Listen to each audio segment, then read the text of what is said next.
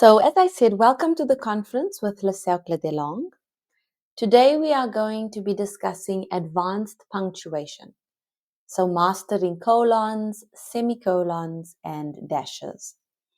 This evening's conference is for level A1 to A2.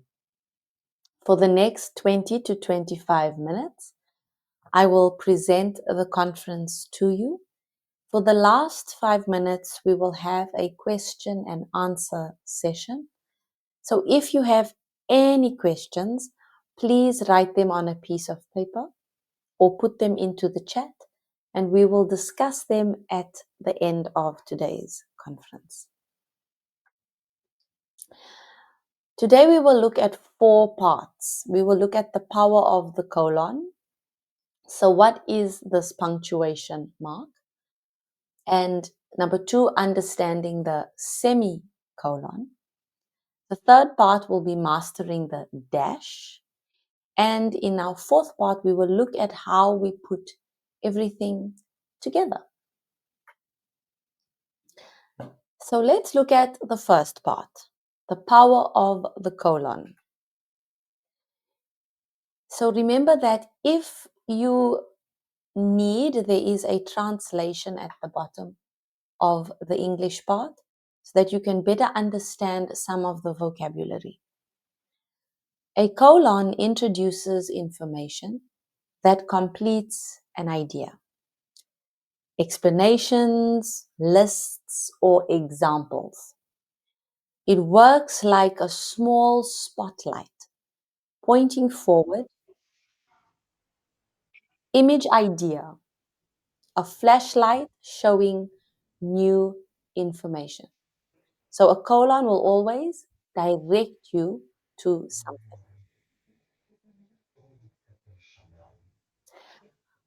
You generally can use a colon before a list.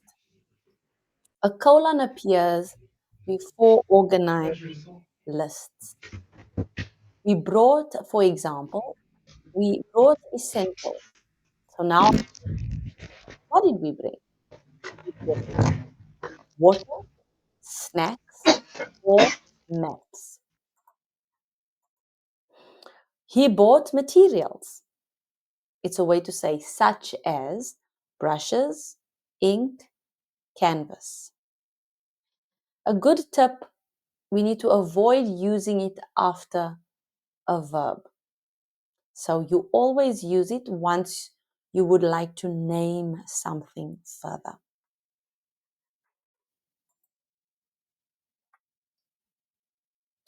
You can also use a colon for explanations because you use it to add clarifying information. For example, she stayed home. She felt sick.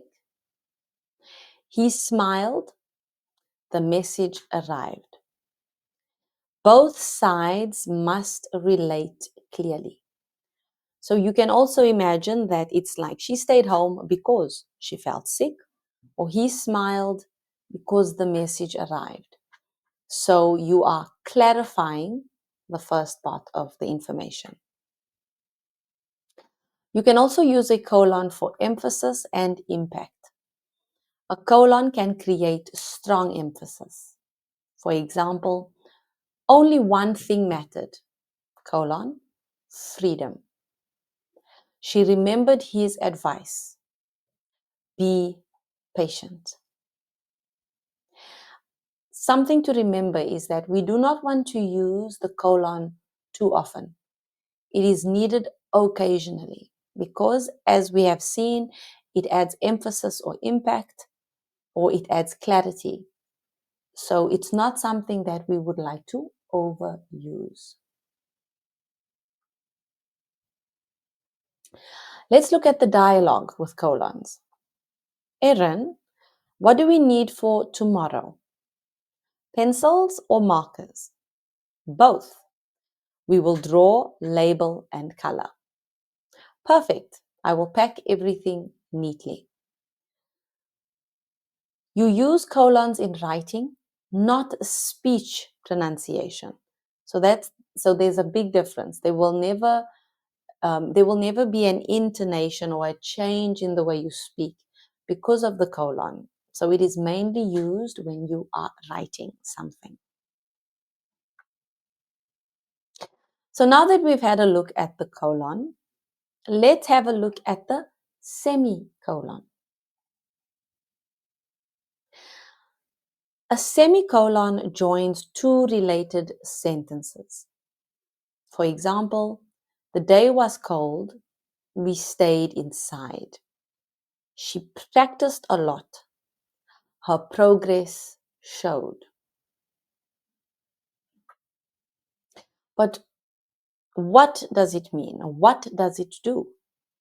A semicolon links ideas smoothly, whereas a period separates them strongly. So a period can be called un point or it's a full stop. For example, I was nervous, semicolon, the test was important. He was tired. He continued anyway. Both sides must be complete sentences. So that's something that we should remember with a semicolon. We use semicolons in a list when the items themselves contain commas. Why? Because commas alone would make the list confusing. Semicolons act like stronger separations or separators. For example, he visited Lima, Peru, Quito, Ecuador, and Bogota, Colombia. So because we are adding double parts of information, we are going to use the comma to link the place within the country that he visited. And then what we are doing is we are separating that information with the semicolon because we do not want it to be confusing. So here we are using the semicolons as well as the commas. So each city has two parts, the city and the country. If you used only commas, the reader would get lost. The reader would think that you are separating, that each word is a different place. For example, it could read, he visited Lima, Peru, Quito, Ecuador, and Bogota, Colombia. So they would think that these are separate words. They are not the city and the country. So a semicolon really helps us in that moment. Example 2. We met Anna, the sculptor, Leo, the painter, and Nora, the writer. Here you can see it perfectly. If we only use commas, it would be we met Anna, the sculptor, Leo, the painter, and Nora, the writer. So it would look as though these are all separate people, including the sculptor not having a name. We met, so each person has a description attached. Semicolons make the structure clear.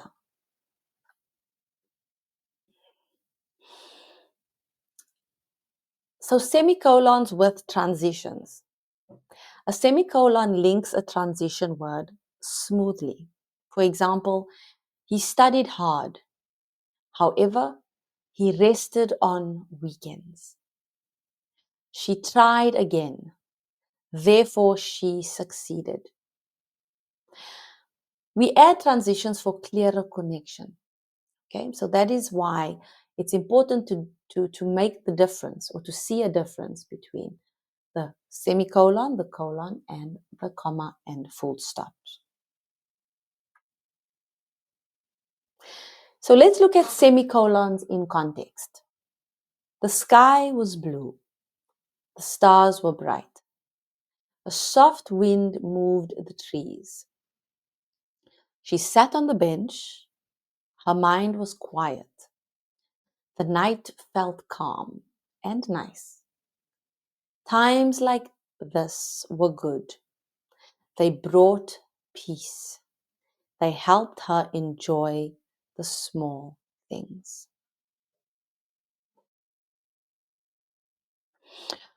Let's move on to another punctuation mark. It's called the dash. So, how do we master the dash? A dash often adds dramatic pause or surprise.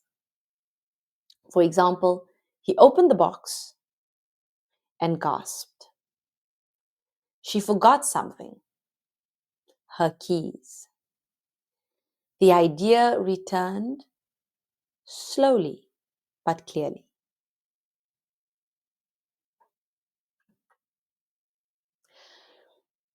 So using a dash also can help insert extra information. For example, his plan. I'm talking about his plan, but I would like to add that it is simple yet strong, and then I would like to finish my thought.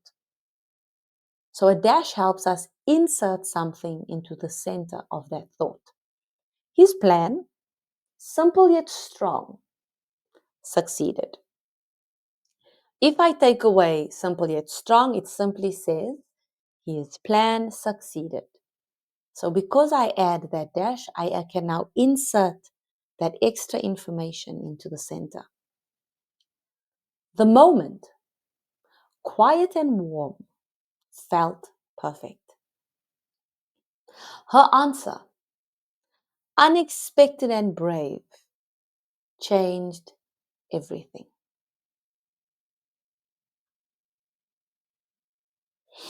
A dash can also then highlight emotional shifts, how something changes. For example, I finally understood it was a mistake. He realized the truth too late. She tried again. It felt different.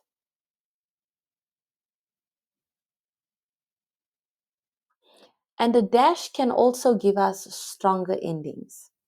For example, he wanted one thing, peace. She followed one rule, be honest. There was one danger, fear itself.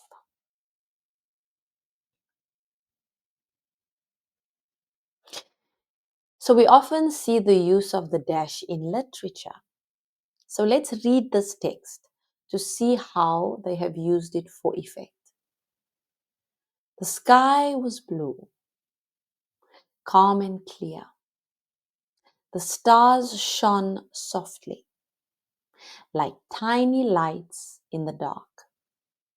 She sat on the bench, lost in quiet thoughts, the night wrapping her in peace.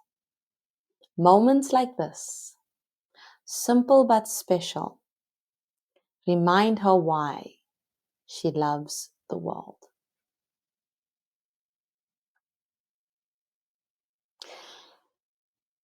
So, what happens when we put everything together?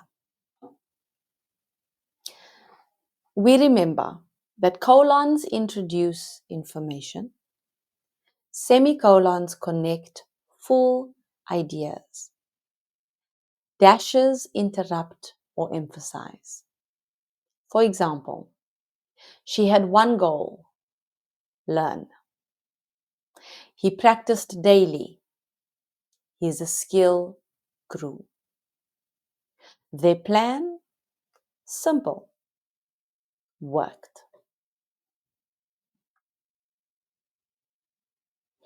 If we have to read a story, we can include all the punctuation marks. And let's see how they work together. Lena prepared 3 things: paper, colors, hope.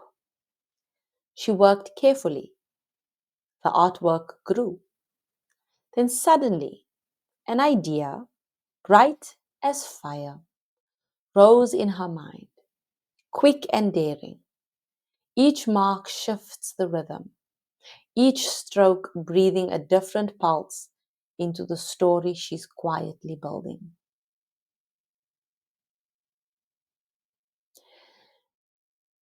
It is all about choosing the correct punctuation mark. It's important to keep in mind that we use colons for lists, explanations, and emphasis. Semicolons are used for related sentences. Dashes are used for emotion or interruption. Read the sentence aloud. Feel the rhythm and select the mark that fits naturally.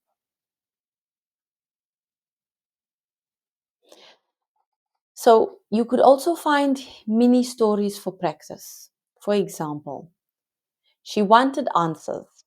Nothing else mattered. Why are we using the colon? We are using it because it introduces a result or a strong explanation of the first idea. Number 2, he practiced daily. Improvement felt steady. Why did we use a semicolon? We use the semicolon because it connects two complete sentences that are closely related. Number 3, a new idea, small but bright, arrived. We used a dash, but why? Because it adds extra information in the middle of the sentence, like a quick aside. Number 4, they planned carefully, tools, time, and focus. What is the colon here? It is introducing a list of things that complete the idea before it. There are certain mistakes that we should try to avoid. Avoid using a colon after a verb and avoid semicolons with incomplete ideas. Avoid extra dashes that could distract. Keep your punctuation purposeful for clarity and rhythm. When you are writing, rewrite the sentence using colons, semicolons, and dashes to feel the difference.